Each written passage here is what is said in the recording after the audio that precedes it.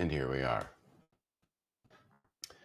I'm going to shut up for a while, which would, I'm sure, be very welcome for many people. But we're going to give people some time to show up, if you will,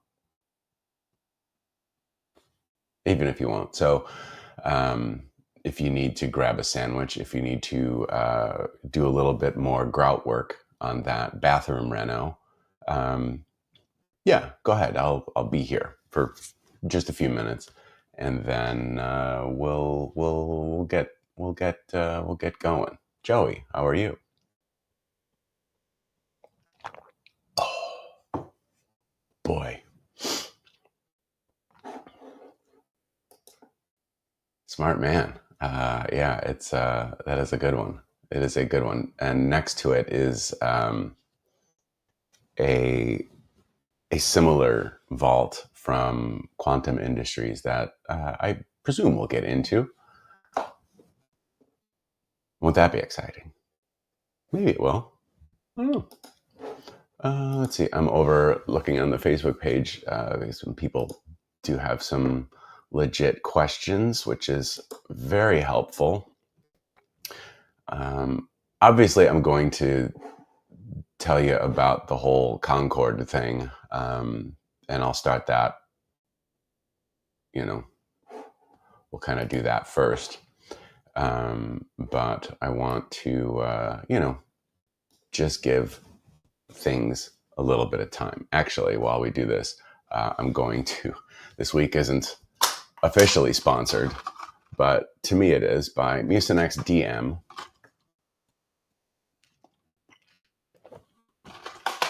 I'm a good pill taker. And Alka-Seltzer Plus. Alka-Seltzer Plus. Severe cold. Power Fast Fizz.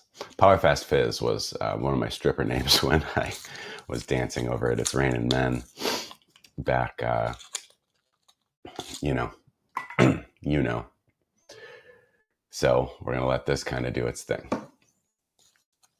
So by judging from these two actions, we can determine that, yes, I got good and sick again after NAMM. Well, frustrating. I got sick the first year I went, and then, I don't know, 5 or 6 after, I would do what I always do. Plenty of hand sanitizer, wash my hands, especially before eating, all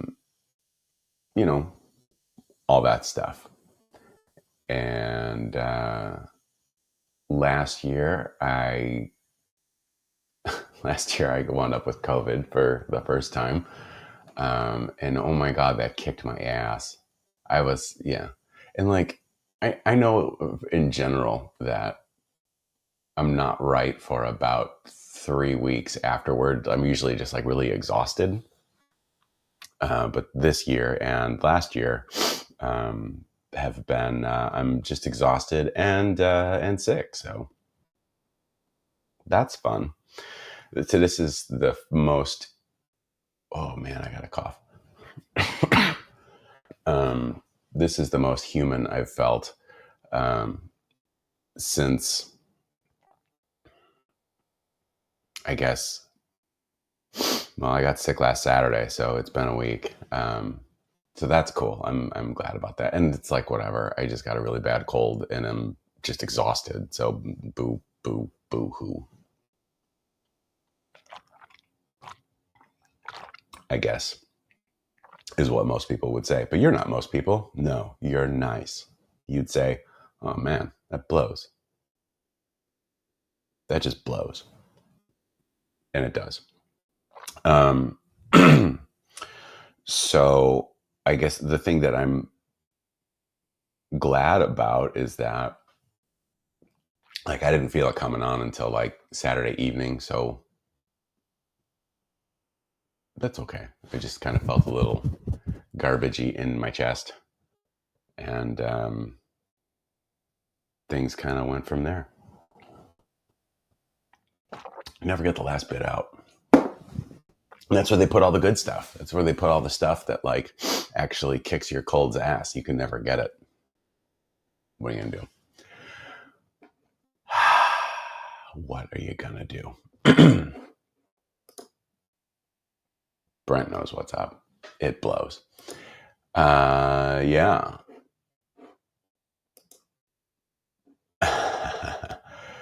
Yes, I wholeheartedly agree. Let's get to that. So I have told this story, and I truly appreciate all of the sharing about the Concorde that people have done. I'm very grateful for that, and it got a fair amount of coverage, and that was that's what you want.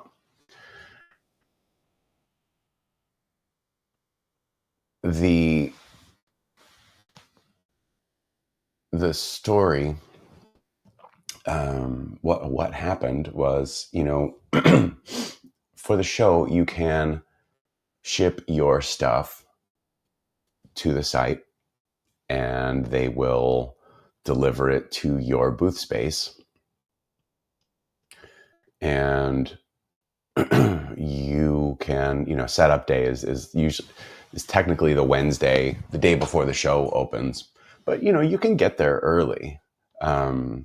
You run the risk of like your booth space not being constructed if you get there too early.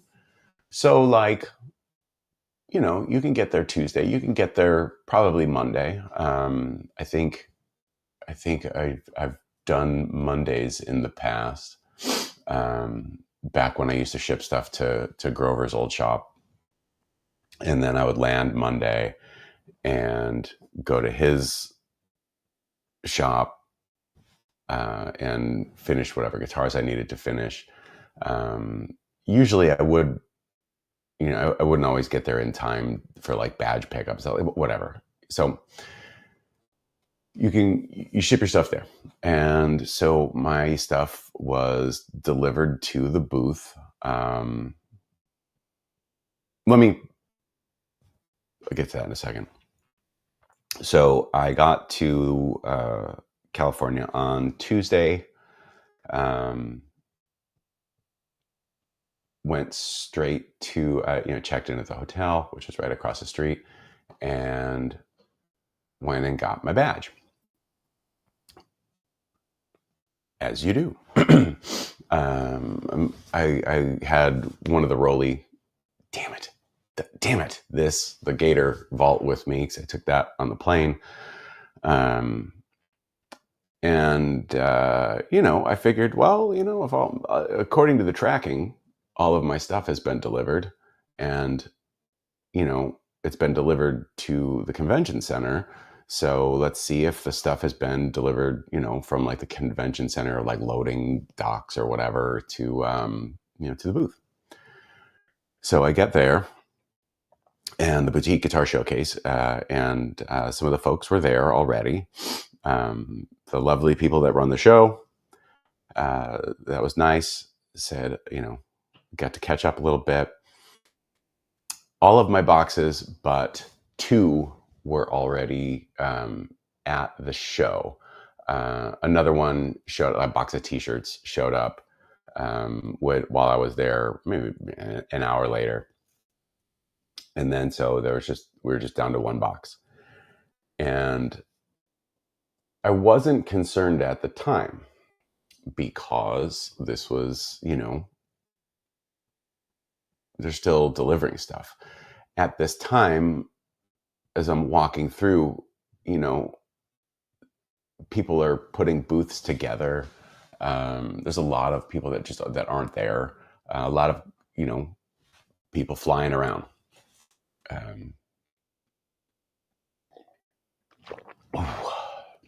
Okay. And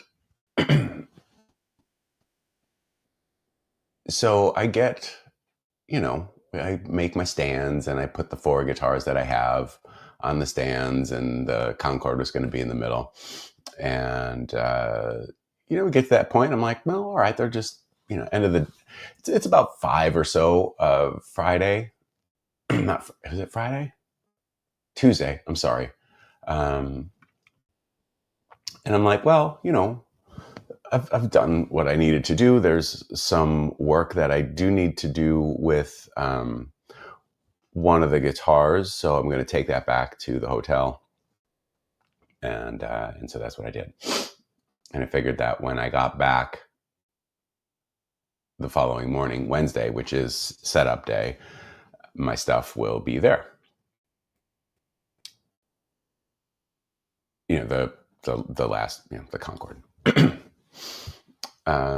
Not really on a time schedule Wednesday because 99% of my setup work was already done by me the day before. So I get up and I have some breakfast, and I do the work that I need to do on the guitars, throw them in the vault, and I walk them over to the booth space, and the Concorde still hadn't been delivered. Anyway, so as this goes, it's probably around 10:30 or so in the morning when I get there. I'm not worried, but I'm like, that's a little weird because whenever I've had my stuff shipped to the show, it's always been all of it's always been there before I get there. But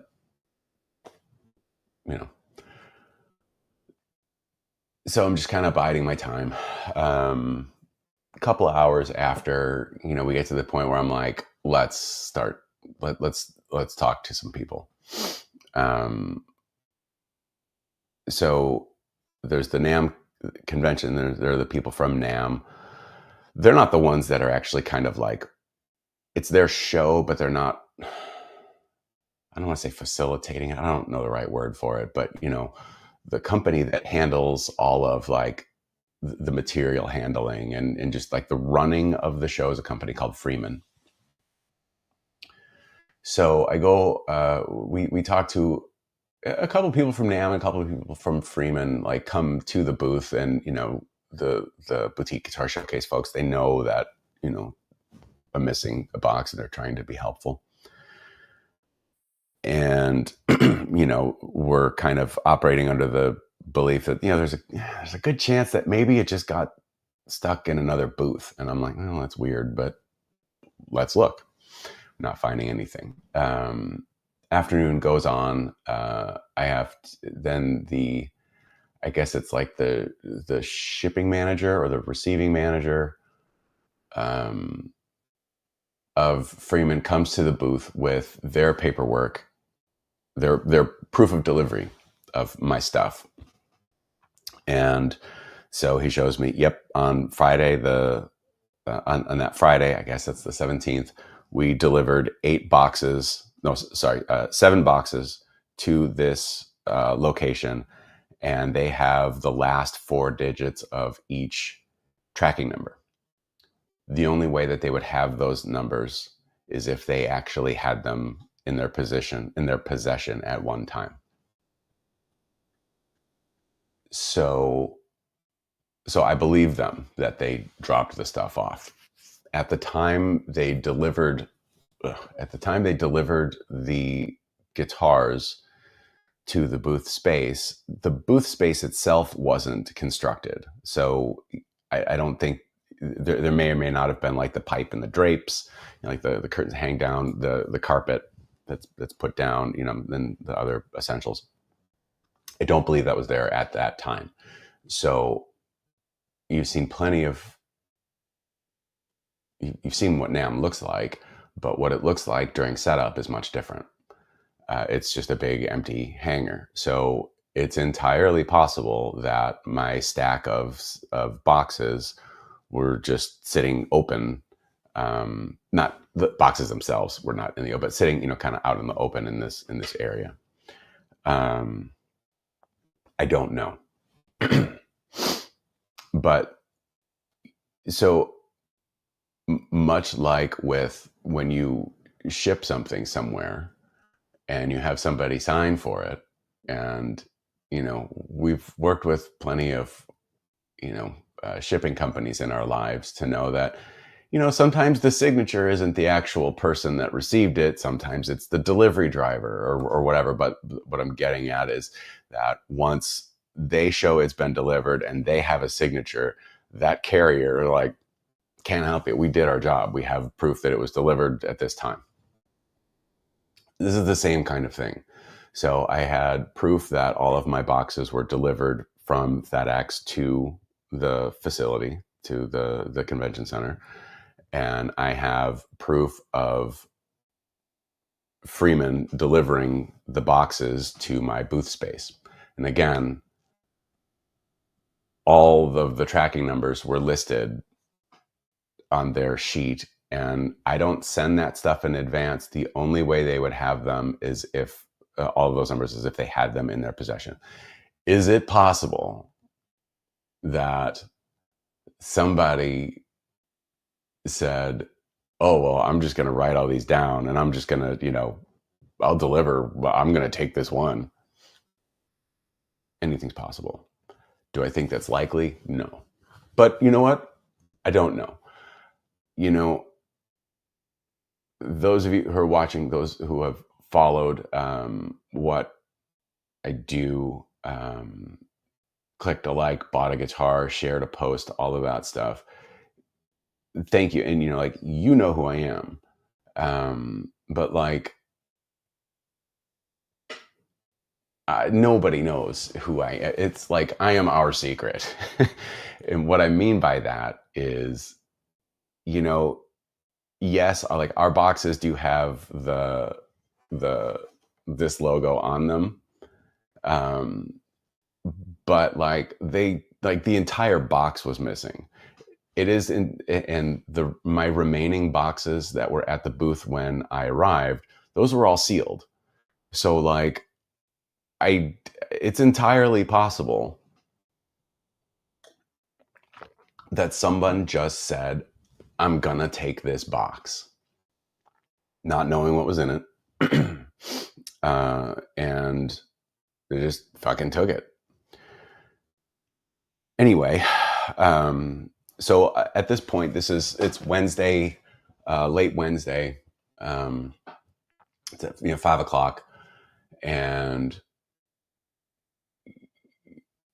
so Freeman showed me their confirmation that they delivered the stuff, and once they kind of washed their hands of it,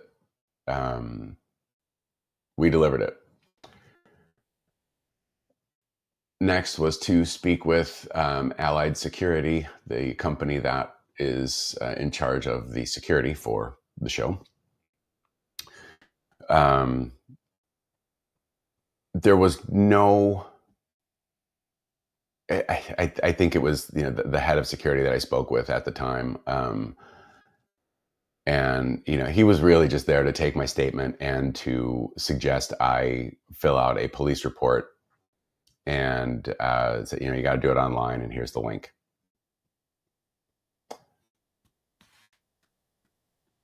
So, and that was it. It was pretty much, we've got somebody at Freeman or even maybe it was NAMM, I don't remember anymore, commented, there is like a room with some guitar, the labels weren't on, so we don't know where they belong. We'll go check that room, and it wasn't there. And so it's really just sorry, and that's it. So Wednesday night, went back to the hotel room and filled out the police report online. It is really unsatisfying. But that was all I could do. There's, let's see. there are some questions. Let's see.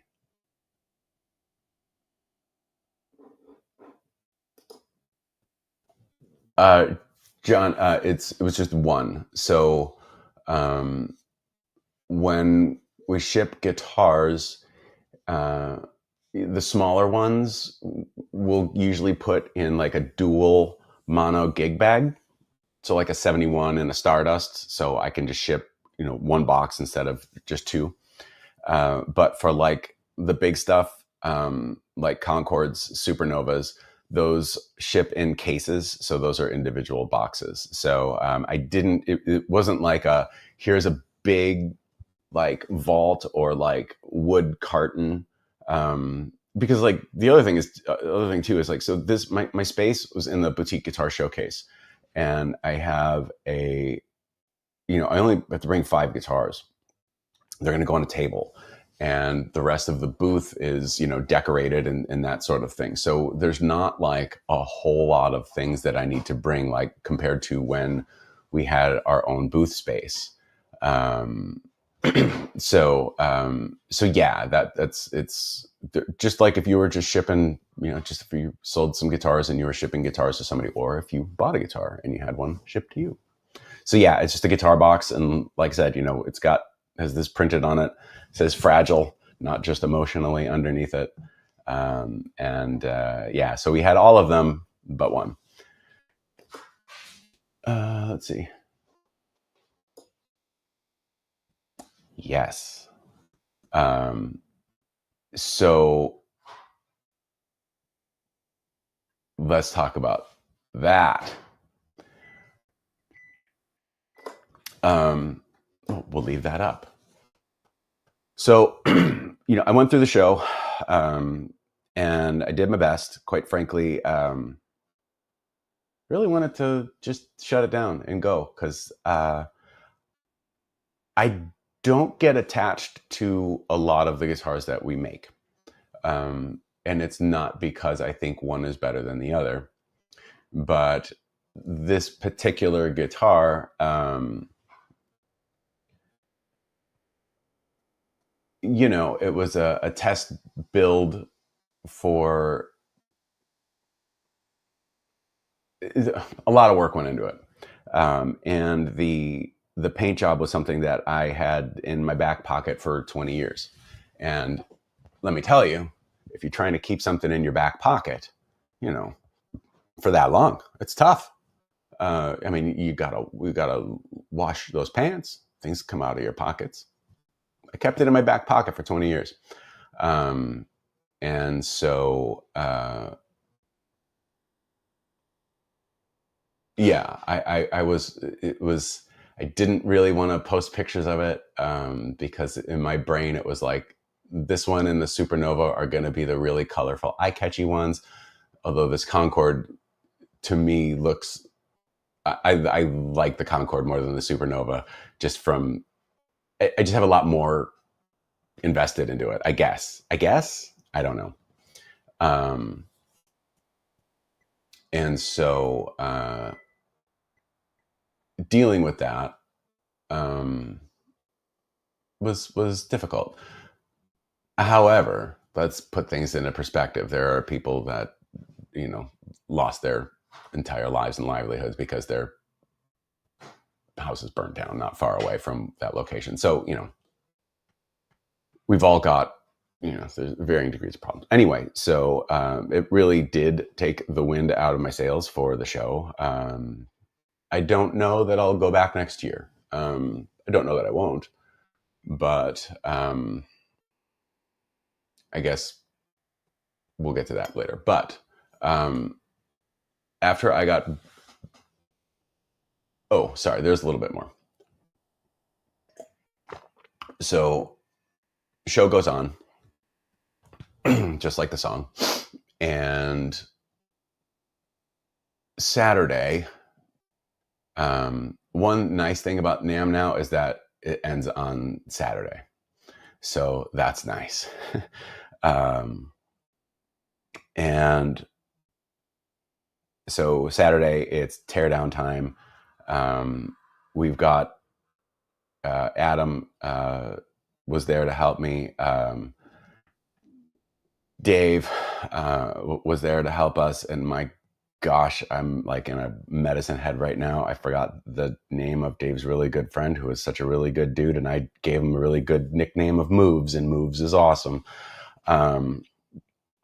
And so we took all of the stuff. Sorry. So when NAMM is done, when you ship all your stuff, you've got all of these, empty boxes. So Freeman will you put a sticker on the box that says empty and your booth number, and they will collect it. And then when the show is done, they will return your empties to you. That's really nice. But, it doesn't happen like that. So what we did was we put all the guitars in cases, gig bags, got everything packed up, tore down the stands, and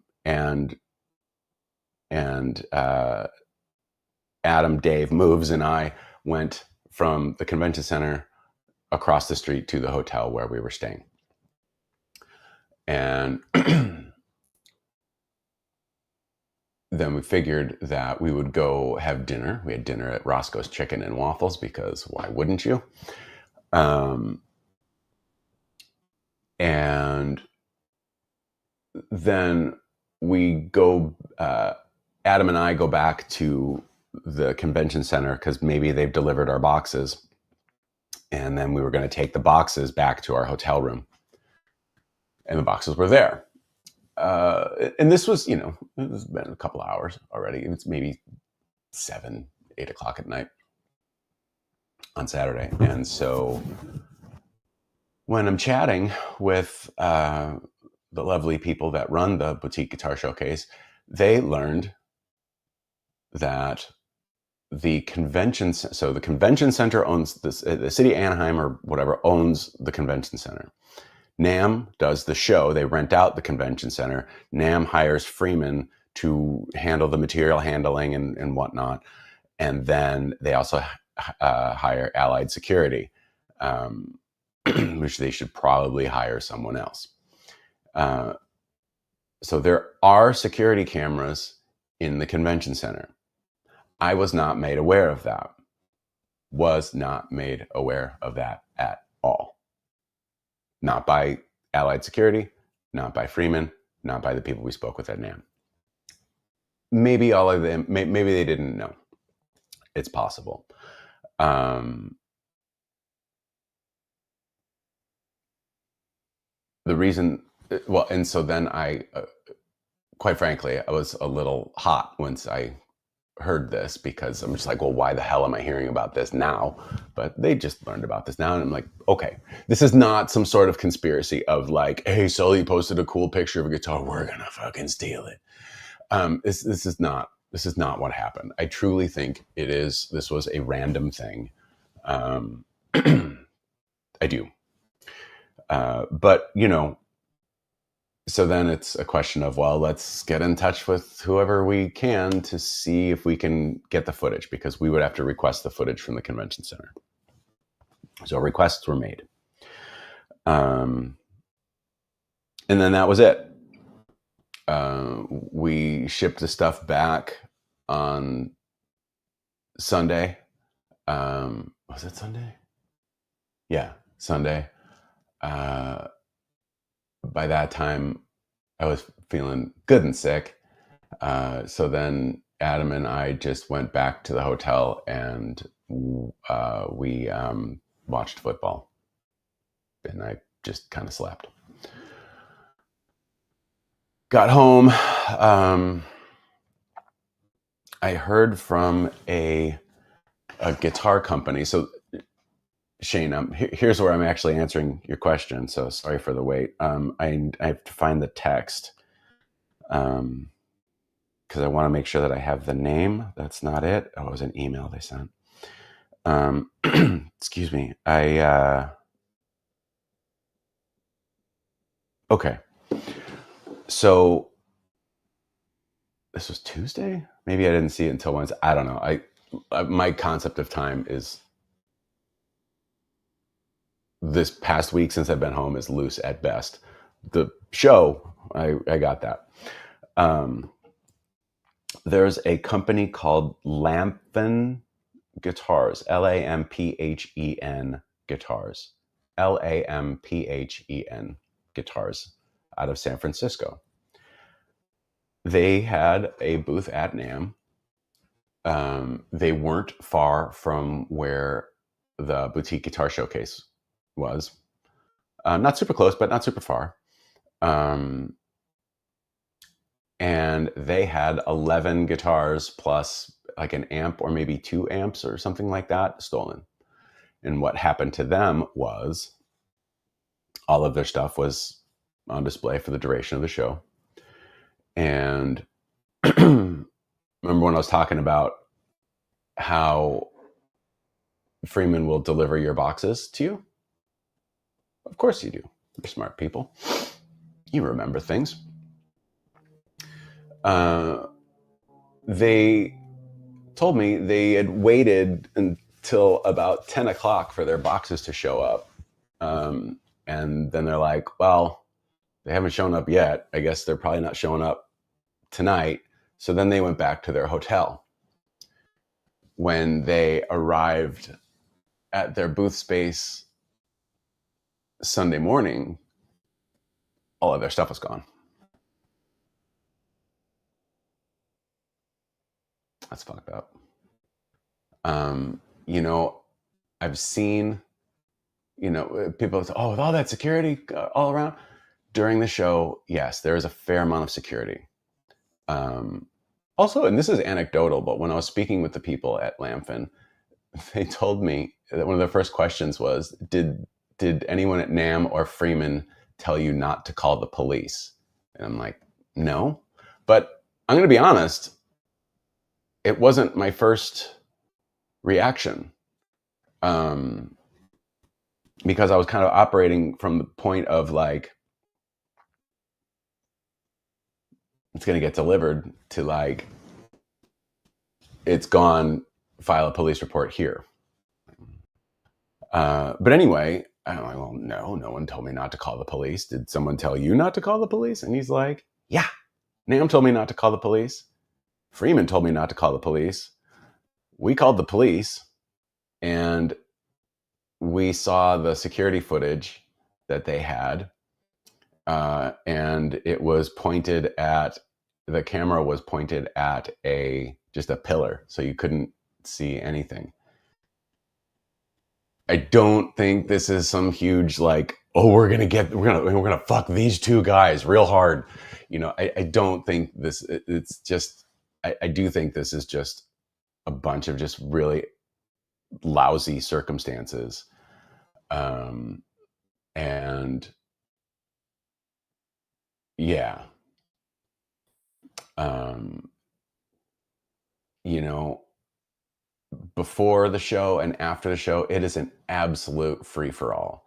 You can, I think if you can like get into like the exhibitor's parking lot, you can walk right in. And, you know, anytime I walk in, I've always got my badge on. And then, you know, like the badges have like different colors, you know, like, you know, this one's red, so that's an exhibitor. So I could go in and take the entire whatever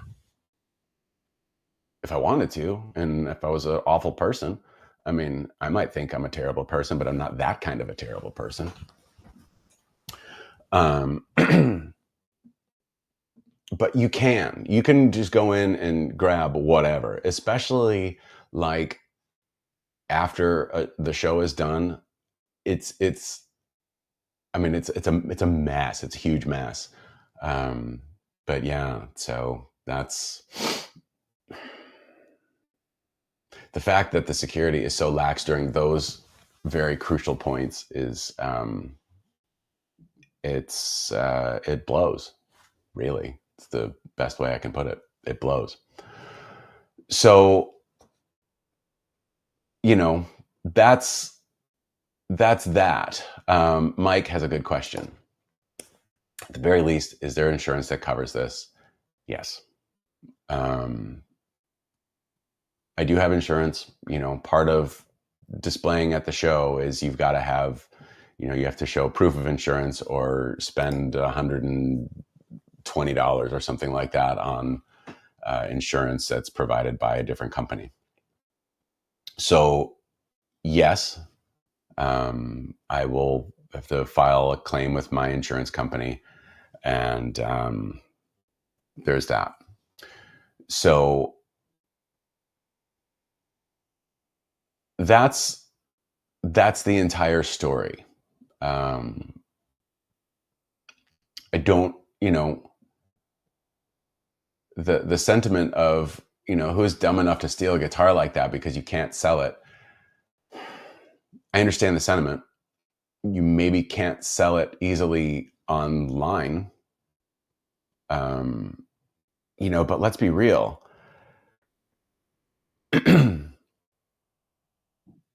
It's going to need to, it's not like if someone takes it somewhere and tries to sell it, let's say a pawn shop or a Guitar Center or something like that, and I could be wrong. I'm wrong about, well, let's just say everything, but I could be wrong. The person at Guitar Center or the person at wherever this thing, even if it's at a business, they're going to have seen this on social media and realize that that's the thing. And, it's like things are going to have to fall into place. And I think it works out that way sometimes. And sometimes it doesn't. And in my brain, I'm just living in the sometimes it doesn't category. I don't, I've had guitars stolen from me and gotten them back. There's been at least one guitar that I've bought that exact guitar twice. Those are just different circumstances, but yes, it is a very recognizable guitar, and a lot of people got some eyes on it, and it's entirely possible that the thing may show up, and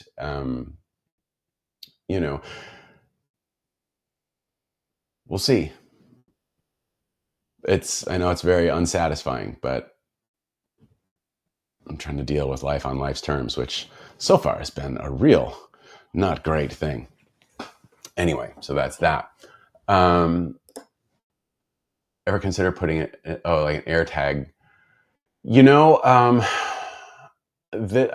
saw I saw a comment about this earlier when I first reported it, where someone was like, "You should have put an air tag in it." I'm like, "Oh, so it's my fault. Thanks."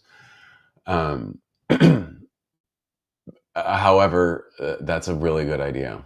Quite frankly, I didn't think of it. I don't generally, I don't live in that space, I guess, where I'm, I don't travel a ton. I travel some, but when I check bags, I don't really, I haven't really flown on planes where I've needed to do a connecting flight, and on the app I can see that my bags were loaded there and then they were unloaded here, so I'm like, okay, we're gonna come here. So I've never done it.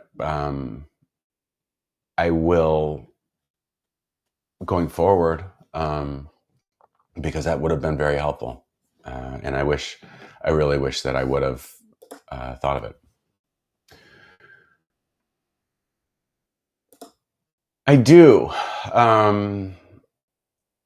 And I do indeed. And I have to say, everyone that came by the booth was really nice, and understood. So yeah, it's yeah. On a more positive note, hey Glenn, was that paint job always going to go on an offset B? I didn't know. No, when I had the idea 20 years ago, it was just that. I didn't really have it in my head Um, yeah.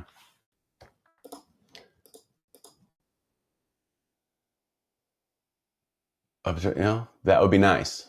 Um, I'm certainly willing to cooperate with the law enforcement. That's the thing. Um, you know, sure, that stands to reason. But again, like someone plays it somewhere, it's gonna have to be those sets of circumstances where, like, you know, people forget. You know, I mean, we do. People get on with their lives, and it would need to be one of those things where it's like, I've not only seen that guitar before, I know that it's stolen, and I know it was stolen from this guy Sully, and you know what I mean. It's like all these things would have to fall into place. It certainly could. I mean, weirder things have happened, but you know, I don't. I don't. It's not in the forefront of my mind. Yeah, that's you know that was their entire booth. Let's see. Do I ship the gear, or does Freeman pick up all the boxes after the show that are tagged? And then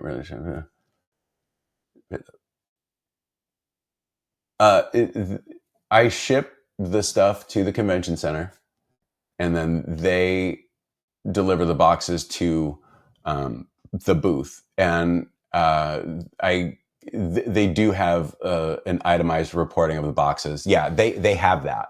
I saw that, and they actually delivered everything to my booth space. So what happened was that from the time, sometime between when they dropped the stuff off at my booth space and when I arrived, the box went missing.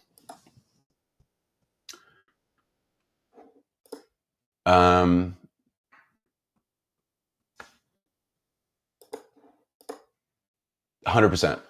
Yeah, it absolutely had to be someone that was there in an official capacity. Um, and again, I don't think that someone saw the box and said, "Ooh, Sully guitars, I'm going to take one." I think someone probably just took the box and, you know, rolled the dice. I could be wrong, but again, like, the 40 handful of us that are watching this, you know, have an idea of who, what, you know, I am and what I do. We are in the minority of things. And I'm not saying that to be like, nobody cares, but like, we're a very small company. Got one. Yes. So,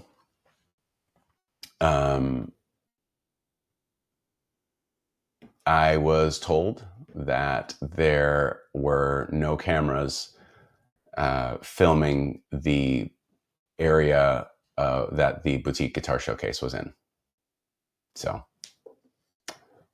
that's the end of that. I do not.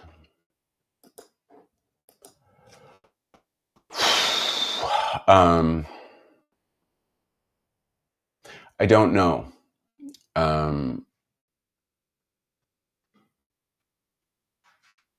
I don't know. That's the best I can answer right now. We started shipping to the on-site FedEx at events, so we could stop using the on-site event management. Yeah, like so there isn't an on-site. I don't believe there's an on-site FedEx. I mean, like, even so at the event, I know that there is like a FedEx location at okay. There's a FedEx location at like the hotel next to the convention center. Oh my God. But dig this. What we used to do is that we would, you know, this last year, not this, the year before. I'm getting tired. The year before, we would take all of our stuff to that FedEx. We'd take an Uber to there because I wouldn't rent a car to try and save some money. And the FedEx location inside the hotel, they will charge you to accept a package based on the weight of the package. Even though you've already got a prepaid shipping label, they will add additional handling charges. So like, yeah, no. So we went to a different FedEx.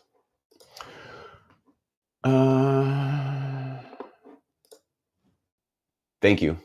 We'll do that.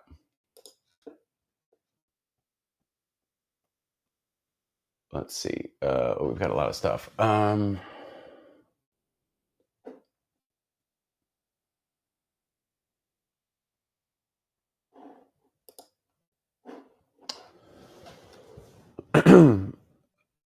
Refreshing in the world of Strat and Les Paul inspired guitars is your goal with the company to remain boutique, small builder, or move on to major distribution? Well, you know, I use this quote from The Simpsons that Mr. Burns said. I use this often. Number one, because it's funny. And number two, at its core, it's a little true. I'd trade it all for a little more. So yeah, would I want more people to buy our guitars? Yes. Would I like to have larger distribution? Absolutely. Would I like to be able to? Yes, I would like to be able to do that. And you know, I'm doing the best I can in trying to make that happen, which, you know, so far it hasn't been super successful.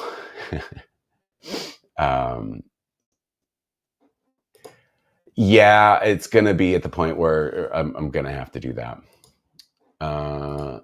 Thank you. I don't know. I don't know. Something positive. Well, you know, I had a lot of nice conversations with people, and you know, or a lot of nice conversations with nice people. So that was really nice. You know, we did pick up a couple of dealers, which, quite frankly, is the point of the show. So that's great. I'm very happy about that.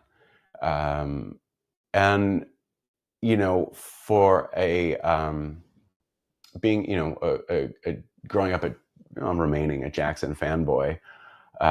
It was really nice. I got to chat with Pat and Metal Joe Williams from the Jackson Custom Shop that both came down at different times, and we had some really, really, really lovely conversation. And that was really nice for me. It makes me, I say so much.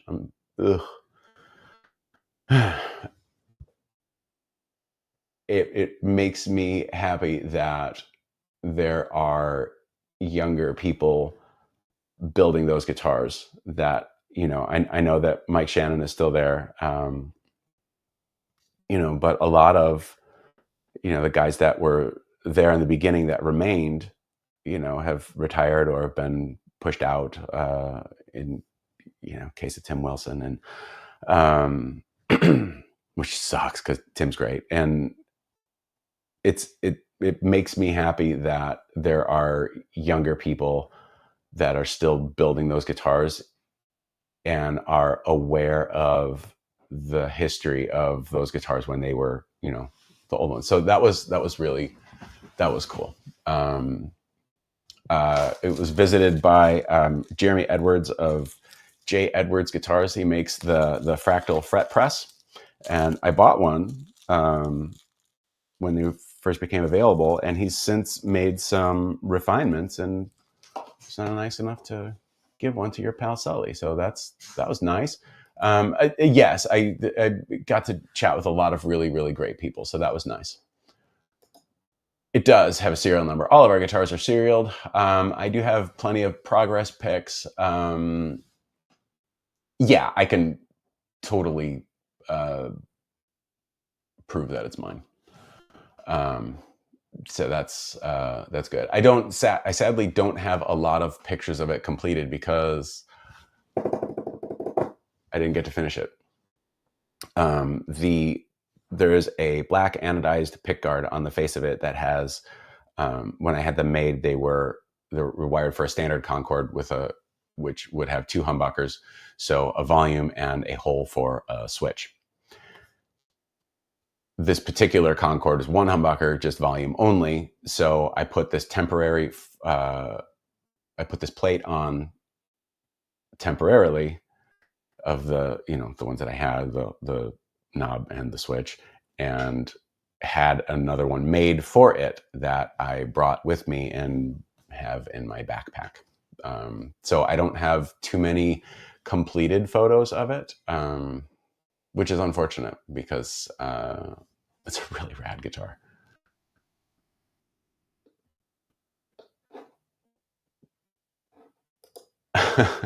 Well, I appreciate the sentiment.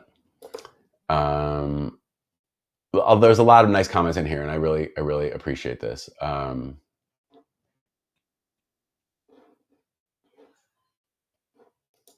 Yeah, stuff always goes missing. He is in Arizona. Oops. I didn't get to see any of the. I didn't get to see the what they had at the show, other than I know that like Metal Joe Williams did a double neck Siamese King V, like the like righty head, lefty head that are joined. So I didn't get to see it in person, but I don't know, the ones that there are some recent ones that some dealers are getting. There's like some relic roads that I really like, and I like relics.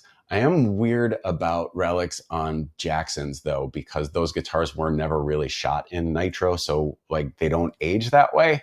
But then again, I'm a little bit hypocritical because that fucker there. So this thing is not 30, 40 years old either. So I can give a bit of grace as far as that goes. But yeah, they did two, like one I think was black pinstripes, dual hum, Floyd, and there's, or maybe it's just all black, and then there's the white with pinstripes and the string through plate. But like the thing with me and like a Rhodes, it can, I like them with the pinstripes. I like them with the pick guards. I don't like both, one or the other. But yeah, I like those what I was just talking about.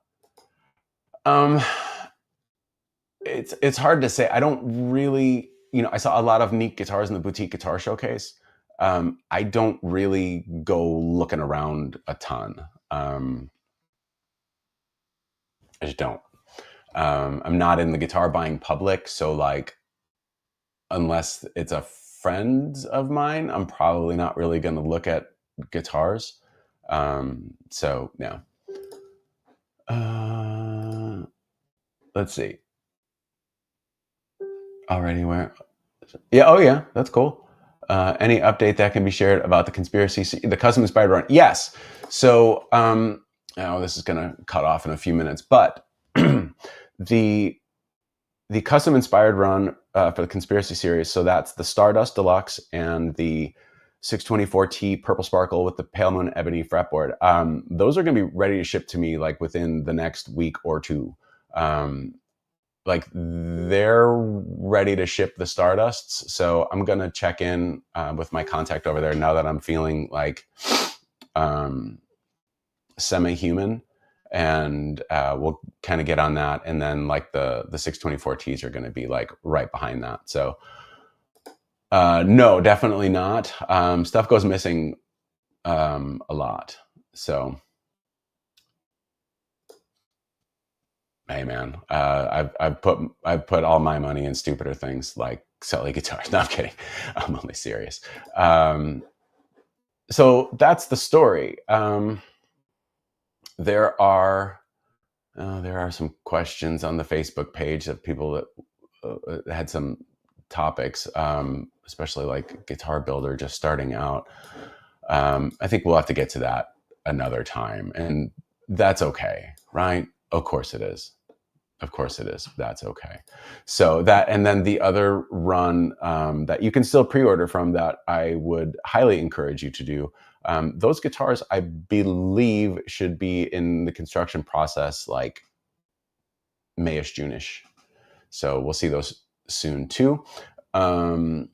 We will then, in the interim, get working on what like the next batch of Conspiracy Series guitars will look like. There was going to be a Conspiracy Series related NAMM announcement. I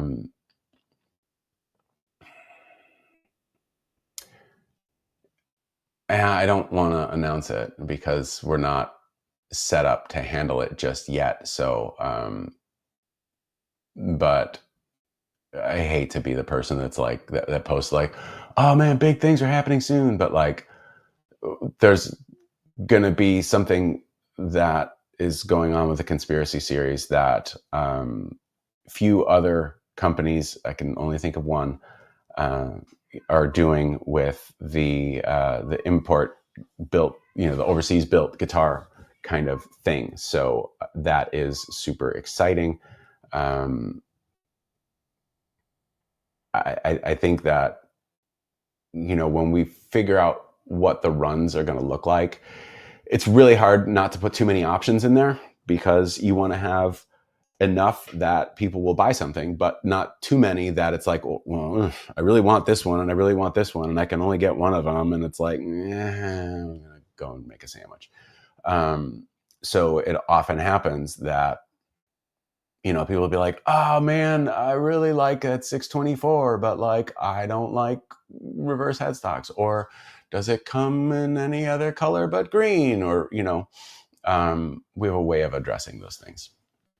That's your little tidbit that I am okay with sharing.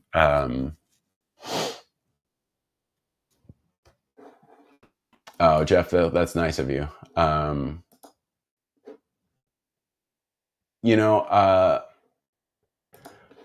Thoughts are going through my head about it, but let's be honest. Like for most of this week, I've just been like in bed watching The Repair Shop on